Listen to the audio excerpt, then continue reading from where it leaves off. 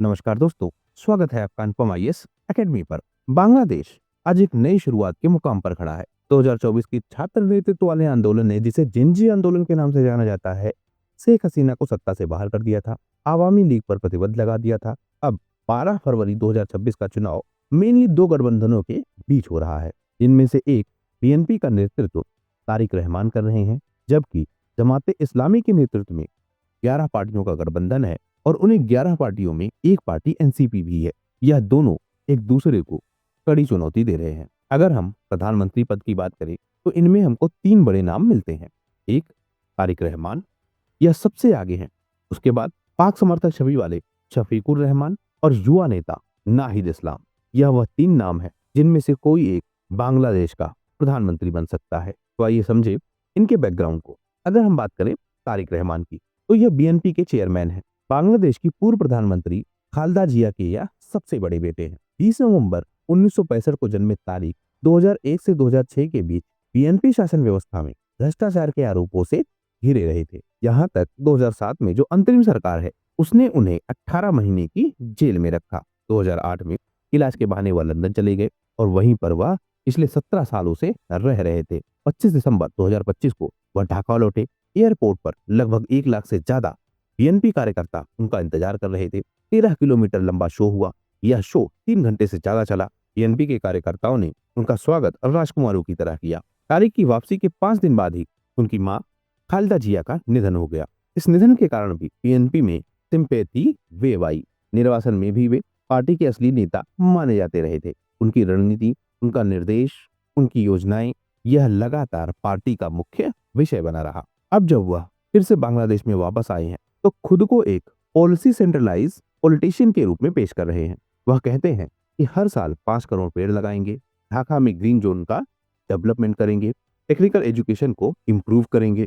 यानी ऐसे कई सारे वादों के साथ वह आ रहे हैं। ओपिनियन पोल्स में भी बीएनपी को भारी समर्थक मिला है, जिससे यह लगभग तय होता है कि तारिक पीएम के पद के सबसे मजबूत दावेदार हैं। अगला नाम है शफीकुर रहमान का। यह जमाते इस्लामी बांग्लादेश के आमिर है, यानी एक प्रमुख नेता है। जमाते इस्लाम के विषय में कहा जाता है कि यह एक कट्टर इस्लामी पार्टी है और इस पर लगातार कट्टरपंथी राजनीति के आरोप लगते रहे हैं। यह पार्टी कभी भी सत्ता में नहीं आई है, लेकिन अपने धार्मिक प्रभाव के कारण जो इस्लामी क्षेत्र है वहां पर एक अच्छा वोट बैंक रखती है। पार्टी का दावा भी है कि उसके पास करीब 2 करोड़ समर्थक हैं और 2.5 लाख के आसपास उसके पास रजिस्टर्ड सदस्य हैं।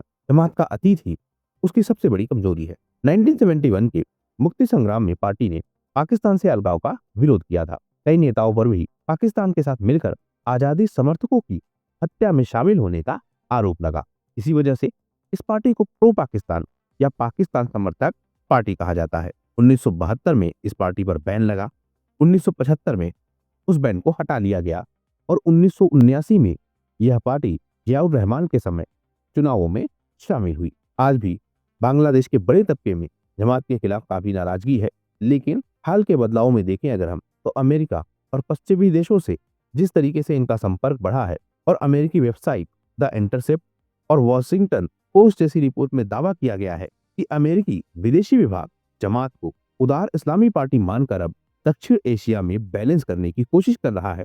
इससे यह लगने लगा है कि यह भी एक प्रमुख पार्टी बनेगी और शफीकुर रहमान का दावा भी काफी मजबूत होगा। शफीकुर रहमान ने अमेरिका से बहुत सारा ट्रेड लाने की बात भी की है। अमेरिकन ट्रेड रिप्रेजेंटेटिव से वर्चुअल मीटिंग भी करवाई है। यानी शफीकुर रहमान यह स्टेब्लिश करने की कोशिश कर रहे हैं कि उन्हें अमेरिका का समर्थन है और अगर वह सत्ता में आए तो अमेरिका बांग्लादेश की बहुत मदद करेगा।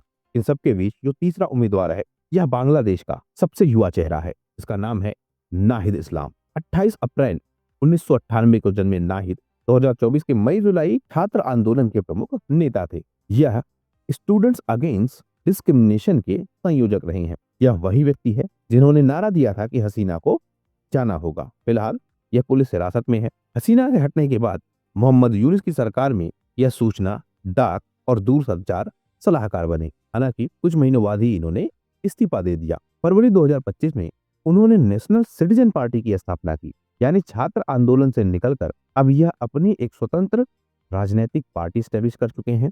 इस पार्टी में युवा, छात्र, सिस्टम से नाराज जितने भी लोग हैं, उनका समर्थन मिलने की उम्मीद है। यह पार्टी उन सब की आवाज बनने का दावा करती है।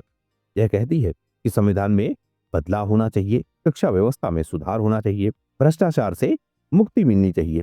यानी जन केंद्रित जो मुद्दे हैं उनको लेकर यह पार्टी आगे बढ़ रही है। लेकिन एनसीपी ने जमाते इस्लाम के साथ गठबंधन कर लिया है, जिससे एनसीपी के भी कई नेता नाराज थे। लेकिन नाहिद के हिसाब से यह व्यवहारिक है और चुनावी है। तो कुल मिलाकर बांग्लादेश की राजनीति में एक बड़ा परिवर्तन हो सकता है, जिसका प्रभाव भारत पर भी पड़ेगा। आने वाले समय में यह देखना होगा कि किस पार्टी की सत्ता बांग्लादेश में स्टेब्लिश होती है और क्या वह उन्हीं एजेंडों के साथ आगे बढ़ेगी जिन एजेंडों पर उन्होंने चुनाव को लड़ा है। और अगर उन्हीं एजेंडों पर आगे बढ़ती है तो भारत और बांग्लादेश के जो संबंध है उन पर क्या प्रभाव पड़ेगा। अगर हम एक्सपर्ट्स की माने तो भारत और बांग्लादेश के बीच जो प्रमुख मुद्दे हैं इन अलग अलग पार्टियों का अलग अलग प्रभाव पड़ेगा। भारत और बांग्लादेश के बीच जो प्रमुख मुद्दे हैं उनमें सबसे ऊपर है बॉर्डर सिक्योरिटी। भारत और बांग्लादेश के बीच 4000 किलोमीटर से ज्यादा की बाउंड्री है। माना यह जाता है कि अगर बीएनपी पार्टी जीतती है तो शायद इन संबंधों में स्थिरता आए और उल्फा जैसे जो अटैकिंग ग्रुप्स हैं इनको बांग्लादेश में जगह ना मिले। बॉर्डर किलिंग, तस्करी, इन सब पर बातचीत संभव हो और सीमा सुरक्षा का जो मुद्दा है उसको सुलझाया जा सके। अगर हम बात करें जमात और एनसीपी गठबंधन की तो इसके बारे में जो इतिहास रहा है वह यह रहा है कि यह पाकिस्तान के समर्थक है। और अगर ऐसा हुआ तो पाकिस्तान, चाइना और बांग्लादेश इनका एक ग्रुप बन सकता है जो भारत की सीमा सुरक्षा के लिए एक बड़ा खतरा हो सकता है। इन सब के बीच एक जो सबसे बड़ा मुद्दा है अल्पसंख्यकों का, जिनमें मेनली हिंदू हैं। हम लगातार देखते आ रहे हैं कि 2024 के बाद से जो हिंदुओं पर हमले हैं वह बांग्लादेश में बढ़ते जा रहे हैं। अगर बीएनपी की सरकार आती है तो हो सकता है इसमें कुछ सुधार हो। लेकिन अगर जमात की सरकार आती है, यानी कि जमात एनसीपी गठबंधन की सरकार आती है, तो हो सकता है यह हमले और बढ़ जाएं। दूसरा, दोनों देशों के बीच जो व्यापार है वह लगभग 15 अरब डॉलर से ज्यादा का है। बीएनपी के दौरान बहुत सारे समझौते हो रहे थे। उन समझौतों में बहुत सारे जो प्रोजेक्ट्स हैं वह चल रहे थे, जैसे अदानी का समझौता हुआ बिजली को लेकर। तो यह सब कुछ बेहतर हो सकता है। लेकिन अगर जमात की सरकार आती है या उनके गठबंधन की सरकार आती है और चीन के साथ जो उनके संबंध है उससे पॉसिबिलिटी यह है कि जो एनर्जी सेक्टर है उस पर इम्पैक्ट पड़े। जो गंगा संधि है वह 2026 में खत्म हो रही है और अगर ऐसी सरकार बनती है तो क्योंकि जो गंगा संधि है उसमें पाकिस्तान भी शामिल है, बांग्लादेश भी शामिल है और भारत शामिल है। तो जब नई डील बनानी होगी 2026 में तो उसमें भी बहुत दिक्कतें आएंगी। जियो पॉलिटिकल इम्पैक्ट की बात करें तो हम 2024 के बाद से ही देख रहे हैं बांग्लादेश को कि वह चीन और पाकिस्तान की तरफ ज्यादा झुक रहा है। पाकिस्तान भी JF-17 जैसे जो फाइटर हैं उनको बांग्लादेश को देने की कोशिश कर रहा है। ओवरऑल कोशिश यह की जा रही है कि एक तरफ से बांग्लादेश और एक तरफ से पाकिस्तान या भारत को घेर पाए। हालांकि दोनों बहुत कमजोर हैं लेकिन डिस्टरबेंस तो कर सकते हैं। वहीं अगर हम बीएनपी की बात करें तो उसकी जो विदेश नीति है वह काफी बैलेंस्ड है। वह भारत, अमेरिका, चाइना सबके साथ मिलके काम करता है। तो उससे इम्पैक्ट यह होगा कि जो बांग्लादेश के आम लोग हैं उनके लिए यह बहुत बेहतर होगा। किसी भी विदेशी शक्ति का कोई भी दबाव बांग्लादेश पर नहीं होगा। लेकिन अगर जमात गठबंधन आएगा तो चाइना, पाकिस्तान और उसके बाद अमेरिका, तीनों का दबाव बांग्लादेश को झेलना होगा। और इस चुनावों का सबसे ज्यादा जिन पर इम्पैक्ट पड़ेगा वह है बांग्लादेश के अपने लोग।